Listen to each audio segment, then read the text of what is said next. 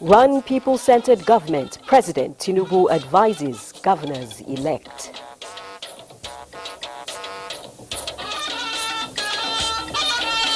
We aim to include this issue affecting women. Civil servants to participate fully in the agricultural venture of this government. Avoid irregular migration to avoid unpleasant consequences, NITCOM tells Nigerians.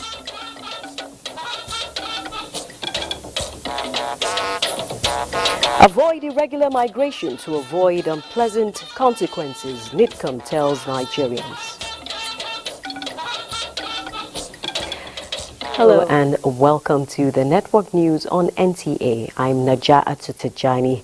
The Network News is also being streamed live on our website, nta.ng/live. You can follow us across all social media platforms as well for updates. President Bola Tinubu has advised the newly elected governors in the off-cycle election to run a people-centered government. This was when the governors-elect of Kogi and Bayelsa states visited the State House to present their certificates. As correspondent Musbah Wahab reports. They were at the State House a few days before the November 11 Bayelsa, Kogi and Imo State's governorship elections. They got the blessing of the president. And back from the polls, lightly adjudged fair and credible, this is a thank you visit by those who put through. APC went to the poll, saw and conquered, but 2 out of 3.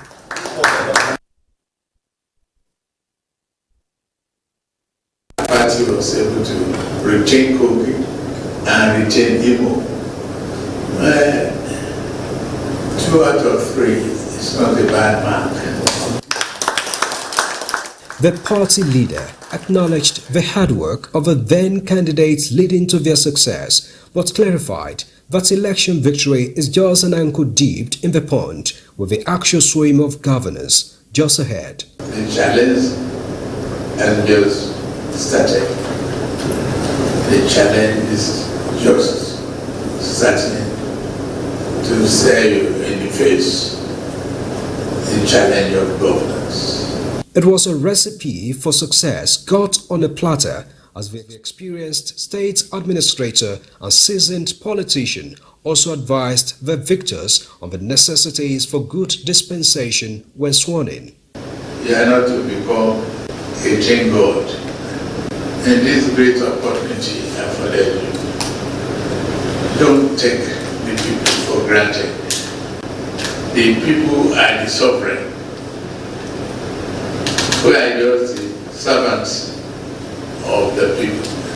And once you carry their great interests and committed to their welfare, you will discover that the job is easy if you take the people along with you. The governors-elect appreciated the level playing field ensured by the president and his popular leadership role, which they say contributed to their victory. The wisdom he imparted on us and the achievements he have recorded since he became the president, which most of us leveraged on to be able to convince the voters to vote for us. This victory in these 2 APC states validates that claim. So I think Nigerians have once again spoken through the voters in Kogi State and the voters in Imo State. We believe that the mandate is for the people, and as such, we are coming to serve the people. We must consult with them. Seeing how relationship between successors and predecessors have been in politics, particularly at state level. Now you're handing over very soon. Are you going to leave the road where it goes? There's GYB administration, and I had nobody who dictated for me. Rather, we followed the law, the rules, and the people were satisfied with me. This is going to be Odudu Ahmed Usman's administration. So, whether good or bad, which I pray is going to be good, he will carry his own cross. Governor Hope Uzodinma is returning for a second spell in Imo State on January 15, where Usman Ododo is succeeding Governor Yahya Bello in Kogi State on January 27, 2024. From the State House, Muspal and Wahab, NTA News. Meanwhile, President Bola Tinubu has approved the appointment of 8 new permanent secretaries in the Federal Civil Service following the recently concluded selection process by the Office of the Head of the Civil Service of the Federation. The new secretaries are Ndayako Aisha Tugoko, Adeoye Adele Ayodeji, Rimi Nura Abba, Bako Deborah Odo, Omachi Raymond Omenka, Ahmed Dunoma Umar, Wati Tinuke, and Ella Nicholas Agbo. President Tinubu anticipates that the new permanent secretaries, having emerged at the top of qualified candidates after a diligent assessment process, will deploy their expertise and competence in the effective execution of the renewed hope mandate to revitalize service delivery in all federal ministries, departments and agencies in the superseding interest of the Nigerian people. Similarly, President Bola Tinubu has approved the appointment of 10 qualified Nigerians to serve on the Board of Directors of the Ministry of Finance Incorporated, MOFI. The appointees are Dr. Shamsuddin Usman, Board Chairman, Dr. Armstrong Umetakang, CEO Managing Director, Tajuddin Datti Ahmed, Executive Director, Portfolio Management, Femi Ogunshende, Executive Director, Investment Management, Oluwakemi Owonubi, Executive Director, Risk, Fatima Nana Medi, Non-Executive Director, Ike Chioki, Non-Executive Director, Chantel Abdul, Non-Executive Director, and Heri Nyaku, Non-Executive Director, and Bolaji Rafiu Elelu, Non-Executive Director. President Tinubu places a premium on accurate and purposeful performance assessment of both commercial and non-commercial government-owned enterprises, as well as on the consistent attainment of the highest returns possible on all investments made in trust of the Nigerian people. As a result, the President expects nothing less than the highest level of result-driven performance from this highly experienced and qualified MOFI board and management team. Meanwhile, the President of the Senate, Godswill Akpabio, says it is necessary to prioritize life-threatening environmental disaster intervention. While interacting with the management of the Ecological Project Office, Senator Akpabio cited ocean surge in southern states and desert encroachment of the Lake Chad Basin, pledging to attract foreign intervention in addition to legislative action to improve performance of the fund. Whatever we can do as a Senate, as a National Assembly, we would like to do to assist with everyone. And the method of intervening and selection of projects will be such that we will put budgets outside the normal data that we have. So we take the ones that are most urgent and likely to affect the lives of the people. The Permanent Secretary of the Ecological Project Office, Shehu Ibrahim, said the agency is overwhelmed by tons of requests and appealed for increased funding. Under you has dealt with a lot of complaints from all parts of Nigeria dealing with ecological degradation and the need to respond to it. First thing we have in the office, public misperception. The conception is that there is so much billions in that office, but the reality is that what we have is very, very minimal compared to the amount of requests that were already captured in our data bank. To ease transportation, the National Assembly has vowed to ensure federal highways are motorable for Nigerians. To ease transportation, the National Assembly has vowed to ensure federal highways are motorable for Nigerians, with members of the House of Representatives Committee on Works expressing dissatisfaction with the pace of work in Kaduna, Abuja, and other ongoing road projects during oversight visits. National Assembly correspondent Isa Muhammad reports. Members of the Committee on Works visited ongoing reconstruction of Kaduna-Abuja Expressway, 48 km Section 3, Abaji, Kotunkarfe, Lokoja Highway, and for 3 km Section 4, Lokoja Kaba, Abajana, Ilori Federal Road projects. This is in an effort to ensure federal highways are motorable for road users by ensuring projects are executed according to specifications. So many areas of these projects were disappointed. Here, this Obajana side is quite okay, apart from some major cracks. Our aim in this committee is to ensure that Nigerians get value. Every money appropriated, every kobo appropriated to the Ministry of Works must be accounted for. Representatives of the Federal Ministry of Works and contractors were on hand to answer inquiries from committee members. As it is, the work is already completed. It's completed. We are just doing slight maintenance on the road. Oversight visits to other roads projects continue across the country. From Abajana in Kogi State, Isa Muhammad, NTA News. Nigerian lawmakers, civil society groups and international human rights advocates all converged on Abuja to inform parliamentarians of persisting issues limiting access to justice and support services for survivors of gender-based violence in Nigeria.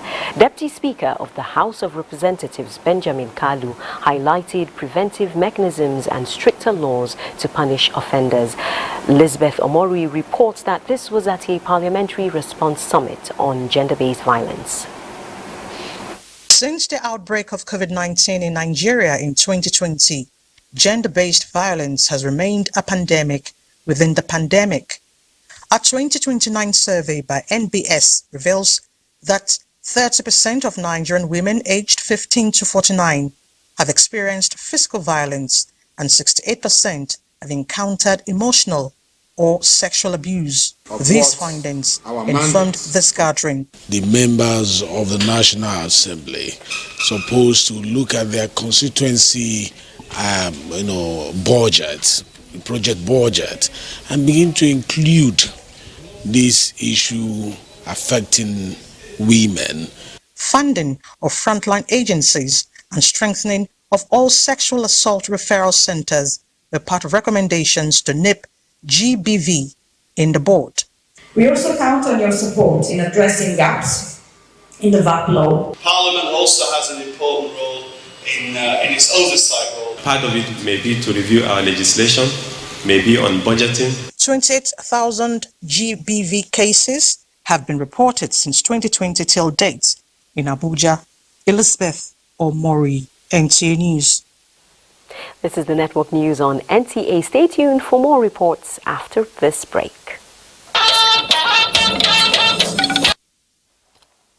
Good news for civil servants. The head of the Civil Service of the Federation, Folashade Yemieson, is encouraging civil servants to embrace other sources of income within the agriculture value chain for a better economic life. This was at the presentation of a revolving loan to some beneficiaries of the second batch of the Agripreneurship Startup Scheme for 2023. Hamman Jabani was there for NTA News. Agripreneurship Startup Scheme, which is a tripartite agreement between the Office of the Head of the Civil Service, the Public Service Institute of Nigeria, and the Bank of Agriculture, aims to encourage civil servants serving to harness the untapped potential in the agricultural sector while giving them more streams of income. Most of them were doubting that this one is just a normal come and talk and they go, nothing happens. But here we are today. Head of the Civil Service of the Federation, Folashade Yemieson, says the scheme is part of Pillar 6 of the Federal Civil Service Strategic and Implementation Plan, which is aimed at enhancing the value proposition of civil servants, and the government will do everything to encourage civil servants in the agricultural value chain. We also want to enable those retirees to be able to cope with life after service, while at the same time contributing to development of other sectors of the economy. It is allowed by the Constitution and by law that they can go into agribusiness. So this actually propels us to do this partnership head of civil service and the PSI on how to get them trained and how to access our loans. What we're trying to do is to make the civil servants to participate fully in the agricultural venture of this government, and with the encouragement of our partners, the Bank of Agric and PSIN, this is just a beginning. The revolving loan is facilitated by the Bank of Agriculture with a single-digit interest rate. Hamman Germany, NTA News. Meanwhile, with the nation's inflation rate standing at 27.33%, Nigeria is set to launch a new methodology for compilation of the Consumer Price Index. At the end of the pilot phase of the Consumer Price Index digitization project in Abuja, the Minister of Budget and Economic Planning, Atiku Bagudu, said the new methodology, which utilizes computer-assisted surveys in price data collection, is necessary for effective functioning of the economy. Muplan Dakok reports. Price statistics computed in the Consumer Price Index informs about the purchasing power of citizens, the stability of markets, and the resilience of economies in the face of challenges. For Nigeria to achieve robust inflation figures, stakeholders and development partners here, led by the Minister of Budget and Economic Planning, are setting the pace to ensure that the 2024 target for the digitization of the process of compiling the Consumer Price Index is achieved. Computer-assisted price information gathering is very important, as well as it enhances timeliness and equally and importantly integrity. To provide additional information on prices of goods and services, the National Bureau of Statistics is adopting another initiative known as web scraping. By automating this process for our most common and frequently produced indicators, we will have significantly reduced the potential error that usually accompany paper data. Inconsistencies are also eliminated. This meeting is expected to birth inflation figures that mirror the realities of Nigeria's economic landscape. In Abuja, Muplang Dakok, NTA News. The determination of the President Tinubu-led administration to revamp Nigeria's steel sector is already yielding fruit, with investors indicating interest in taking advantage of the promises which the sector holds. The Minister of State for Steel Development, Ubamigari Amadu, made this known to newsmen in Abuja during a strategic meeting with the Chief Executive Officer, Nigerian Investment Promotion Commission, Ekene Undului reports. Nigeria's steel sector is one with identified huge potentials, a critical part of President Tinubu's agenda for job creation, diversification of the economy, and attraction of foreign investments. Its moribund status over the decades, the Minister of State for Steel Development says, has come to an end as the ministry is developing a roadmap with the Nigerian Investment Promotion Commission to harmonize interests of potential investors in the sector. This is one sector that's very there to our president's agenda, our nation's agenda, the renewed hope agenda. And we are leaving nothing to chance to make sure that we take it to the next level. You look at us as the bridge between private sector, wherever it may lie, and government, to ensure that whatever it takes to make Nigeria function efficiently, effectively, to generate employment and to boost foreign direct investment into the country, we're here to do it. It is the beginning of a new dawn in the steel sector, and both parties are optimistic of achieving results within the next 1 year. In Abuja, Ekene Undului, NTA News. Now let's find out what's happening in the world of business with Benny. Thank you and welcome to Business. Now, with the planned empowerment of 50 million small businesses across 109 markets in the next 42 months under the targeted expansion of Market Money Initiative, market watchers say the non-interest and no collateral loans can better be utilized if government goes further in creating a ready market for the beneficiaries.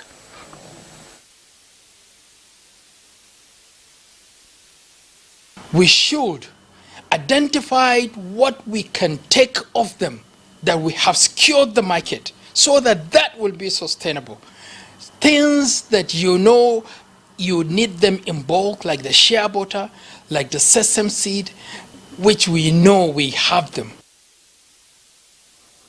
Taking a look at the energy market, Brent crude futures rose in Asian trade on Friday, reversing losses in the previous session as traders speculated on whether OPEC Plus would come to an agreement on further production cuts. Brent crude futures gained 29 cents to $81.71 after settling down 0.7% in the previous session. U.S. West Texas Intermediate crude stayed at 38 cents to $76.72. There was no settlement for WTI on Thursday as it was a U.S. holiday. And now, Nigerian equities appreciated by 0.25% to record an all-share index of 71,230.48 basis points. A total of 582.7 million shares in 6,874 deals, corresponding to a market value of 4.270 billion naira, were traded. Today's data shows 3% improvement in volume, 24% improvement in turnover, and 4% improvement in deals. The current market capitalization is 39.2 trillion naira. Veritas Capital Assurance recorded the highest volume of 107 million traded shares, followed by Universal Insurance Company and Unity Bank. That is business news. Network News continues with Naja. Thank you, Benny. As year 2023 draws to an end, Gombe State ministries and agencies are beginning to hold the annual stakeholders town hall and citizens consultative meeting in preparation for the 2024 budget estimate. Emmanuel Akila reports.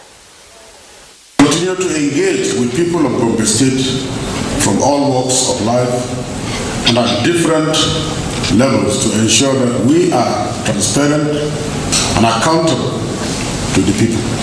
From the youth, trade unions, civil society organizations, our traditional leaders. We are going to take all your suggestions, recommendations into consideration before we arrive at the budget. The Stakeholders Town Hall and Citizens Consultative Meeting is the process that gives the annual budget in Gombe State a direction since the beginning of the Yunwa Yahya administration. This is the best thing to do when it comes to transparency, accountability, and responsibility of the governance. He adopted the policy of our elders of Nigeria, Sardauna, by hearing what people want. A wannan kasafin kuɗi na bana musamman na bana mun samu shiga kai tsaye 100%.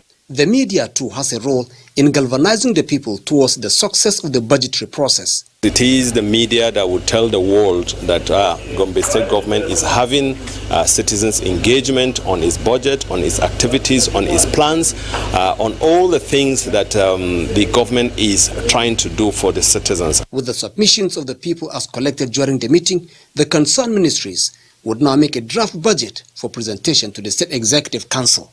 In Gombe, Emmanuel Akila, NTA News. Still to come, 95,000 citizens in Borno receive aid to stand on their feet. Details after some messages.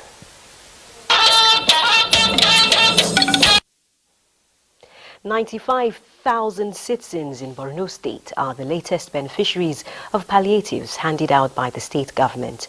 Governor Babagana Umar Zulum, who supervised the distribution in Mongono town, promised to continue the gesture until, quote, the citizens can stand on their feet. Mohammed Gani reports. The humanitarian gesture was part of continued palliative intervention across the state, with emphasis on areas affected by insurgency. About 55,000 female beneficiaries each get 5,000 naira and a fabric, while each of the 40,000 male heads of households received 25 kg bag of rice and 10 kg bag of beans. Beneficiaries from IDP's camp and host community appreciated the governor for what they describe as timely intervention. Na yi farin ciki matuƙa 100%. Ubangiji Allah ya ɗaukaka zulum, Allah ya sa ya fa haka, Allah ya kaɗe hauda. Briefing newsman, Governor Bagana Umar said the rice was donated by the Northeast Development Commission, while beans, fabric and cash support were provided by the Borno State government, and used the opportunity to thank the federal government for the gesture. Continuous dependent on food supply from government and non-governmental organizations is not sustainable. Right now, to the south of this town, we have established irrigation scheme. People have started irrigation. We have also provided a lot of agricultural inputs to the farmers so that they will cultivate their land. The governor noted the sustained effort of the state government to encourage irrigation farming in northern Borno under the South Chad Irrigation Project, considering the low rainfall in the arid zone. In Maiduguri, Mohammed Goni, NTA News. The chairman, CEO, Nigerians in Diaspora Commission, NIDCOM, Abike Dabiri-Erewa, has urged Nigerians traveling abroad to do so legitimately with proper documentation to avoid unpleasant consequences. Dabiri-Erewa stated this when she visited some Nigerians in one of the shelters in Brampton, Canada, sympathizing with their condition. The chairman urged others planning to travel without proper documentation seeking asylum to desist, as the situation is getting tougher in many countries, adding that, quote, "it is just not worth it more often than not." Pastor Vivian Eruka, who runs the Bethel Food Bank and works with those in shelters, said the mayor of Brampton promised to make 800 more beds available, while Wale Raibu, owner of Matlock Bakery, donated hundreds of loaves of agege bread to the shelter. Bayo Adedosu, a Nigerian living in Canada and an immigration consultant, also gave some words of counseling, urging them not to talk ill about their home country Nigeria to avoid future repercussions. Meanwhile, more than 80 Nigerian students are off to Morocco for the federal government scholarship. Thanks to the federal government, the Minister of Education, Professor Tahir Mamman, performed a send-forth ceremony for the students, urging them to be good ambassadors of Nigeria. Abdullahi Musa Suleja reports. As one of the cardinal focus of the federal government, education at the bedrock for any development has been receiving attention for revitalization. Apart from empowering the tertiary education TED fund to turn around the tertiary institutions, other students on scholarship have been sent to different countries to pursue their studies in different disciplines with the hope that they will come back to the country to make positive impact. This underscores the commitment of the federal government to supporting the young ones achieve their life's aspirations. You abide by the rules and conduct of the country and the rules in the university where you are going. The scholarship is a bilateral. They are going to be sponsored by the government of Nigeria and that of the government of Morocco. Last week, 179 have left for Russia on bilateral education scholarship, while only a few days ago, 2,000 candidates scaled through online application and attended an interview for another Commonwealth scholarship opportunity. Abdullahi Musa Suleja, NTA News.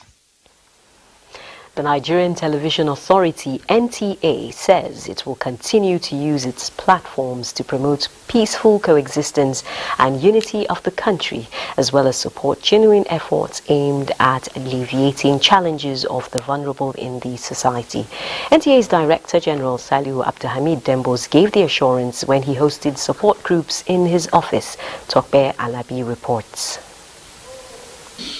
These are members of the One Ummah, a consortium of organizations striving to improve the quality of life of individuals, and foremost is a decade-old scholarship program for the less privileged targeted at orphans and vulnerable children, especially those affected by the Boko Haram crisis, with financial, material and psychosocial support. Their mission is to commend NTA for its support and to seek for more collaboration as it is gradually meeting the target of supporting 1,000 pupils. That program is one that is very dear to our hearts because some of the children have actually been orphaned, and for a lot of them to give them the semblance of a normal life, we started up this project in year 2015. We have so far enrolled over 400 students in 3 states. We intend to expand to other states and upgrade our support to university students. The Director General Salihu Abdulhamid Dembos says NTA will continue to identify with and promote initiatives geared towards national cohesion. Try to also solicit for support from the privileged ones so that they can assist the less privileged ones in the society, so that the gap between the have and the have-not will be narrowed.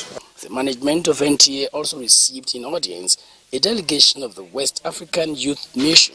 The group is in NTA to intimate the DG on the forthcoming 5th World Youth Peace, Security and Economic Development Summit, scheduled to take place on the 8th day of December 2023 in Abuja. By so doing, Your Excellency, you would be contributing to strengthening our capabilities in the resolve to uplift millions of youths and women out of poverty. The Executive Director Administration, Nansel Nimiel, challenged the youth to work on the observed vices in the social media, as many youth spend more time on the internet. We have a number of programs that we believe that WEPM should use as a platform, to promote the ideals, of this mission. NTA's vision is to be a world-class television network with a mission to provide excellent television service worldwide and project the true African perspective. In Abuja, Tokbe Alabi, NTA News. Make it conversational and captivating to get the viewer glued watching your channel. This was the message to participants at the just concluded News Management Conference held at the Nigerian Army Resource Center, Abuja. Adebola Brooksland Sunday tells us more. News is said to be hard, but it is now taking a storytelling format that will, like a magnet, attract viewership. To drive the message home, participants formed clusters, deliberated on how to apply what they have learned. At the end, representatives of each group presented their team's work. Emphasis were laid on better attitudes to work and a paradigm shift to optimal performance. Let us reawaken the news person in us. Let us act as news people, not as civil servants. We are journalists. They leave the responsibilities to other people. In many instances, they are superior officers. They are not at their duty post, or why they have not done certain things, and things have to change. It was an opportunity to also learn from some veterans. We have upped our game. We've become very careful, and we should continue to be careful. But it is important that we learn to tell a story. When somebody gives me a story, a script on newspaper, on an intro, I will tell them, please, forget about your intro. Tell me what you learned, what you got. We shared what is generally called storytelling, where how you tell the story becomes the reason the viewer does not tune off and go to another station. For some of these trainees, motivation is not all that matters most. Dedication and determination to excel is what makes the mark. Personal upgrading and research into the topics that we present to the public is very important and makes us to stand out. Globally, the broadcast media space, it is evolving, and we have to be abreast of this trend. How to take our reports from people oriented instead of government oriented, authorities oriented, how to do investigative reporting, and a little bit of spicing on our writing and all that. To ensure that the effect of the training is reflected on NTA's screen, trainees are expected to train others upon return to their stations. Adebola Brooksland, NTA News. And Adebola forgot to mention that you always should watch NTA. Stay tuned for more after this time out. President Tinubu this Friday received famous Islamic scholar Mufti Ismail bin Musa Menk. The Zimbabwe-born scholar and team were accompanied to the State House by some Nigerian clerics, including the Amir of one Ummah, Abubakar Mohammed. After the meeting behind closed door with President Tinubu, the Grand Mufti of the Islamic, the Zimbabwe Muslim community and head of the Fatwa Department for the Council of Islamic Scholars of Zimbabwe spoke to State House correspondents. The scholar disclosed that he and other Islamic scholars were in Abuja for Peace and Unity Convention scheduled for this weekend, underscored the need for all Nigerians to live together in harmony and respect one another despite different ethnic backgrounds and spiritual beliefs. Details will come in our subsequent bulletin. The Chief of Defense Staff, General Christopher Musa, says the Nigerian military is reviewing its internal security operations in line with President Bola Ahmed Tinubu's directive. This was at the inauguration of the Innovation and Incubation Center at the Defense Space Administration in Abuja. Defense correspondent Ismail Musa reports. With this symbolic ceremony, the Defense Space Administration can now boast of a comprehensive innovation and incubation center, a research hub for ideas aimed at strengthening ongoing armed forces operations and other security agencies. The center is to help in nurturing ideas, increase creativity, while also fostering innovation in space, science, and technology. This facility is equally designed to be a hub for collaboration, experimentation, and shaping the future of space, science, and technology endeavors. To the Chief of Defense Staff, the center will fast-track the attainment of a safe and secured environment as directed by President Ahmed Bola Tinubu. You can see this very wonderful edifice shows the commitment of the armed forces in ensuring that there is peace and security in Nigeria. It is the mandate given to us by the Commander-in-Chief of the Armed Forces of Nigeria. I want to assure all Nigerians that we're doing everything possible to ensure that Nigeria is fully secured. The ultimate period is coming. Everybody should feel free. The DSA develop and operate military space technology by securing communications, intelligence, and reconnaissance. The Defense Space Administration, a critical component of the Nigerian military, was created in 2016 to provide a robust space administration in support of the armed forces operations across the country. In Abuja, Ismail Musa, NTA News. The death has been announced of Major General Yanna Kurri, who passed on after a protracted illness at the age of 84. General Kurri was a retired army officer who served in many capacities, including member of the Armed Forces Ruling Council from 1985 to 1987. After retiring from the military, General Kurri became more dedicated to humanitarian service. A wake-keep will be held in his honor on the 29th of November 2023 at Ekwa Church, Lemu Road, Tudunwada, Kaduna State, and he will be laid to rest on the 1st of December 2023 in his hometown, Kurmi Musa, Kachia local government area of Kaduna. Left to mourn him is a wife, children, and relatives. Rest in peace, sir. Thank you for your service. Let's see what the weather has in store for us. Welcome. We observe continuous influx of maritime winds reaching as far as the extreme parts of the northwest, bringing in moisture, and coupled with the increase in temperatures, we expect more cloud buildup across the country, giving prospects of rainfall activities by afternoon into evening hours to parts of Taraba, Adamawa, some parts of Kebbi, Kaduna, Plateau, the Federal Capital Territory, some parts of Kogi, Niger, and Kwara. Thunderstorms are also expected over the inland areas of the southwest and the southeast, including the stretch of the coastal belt of the country. And that's our bit from here. I remain Joyce Ogunleye. I'll see you again.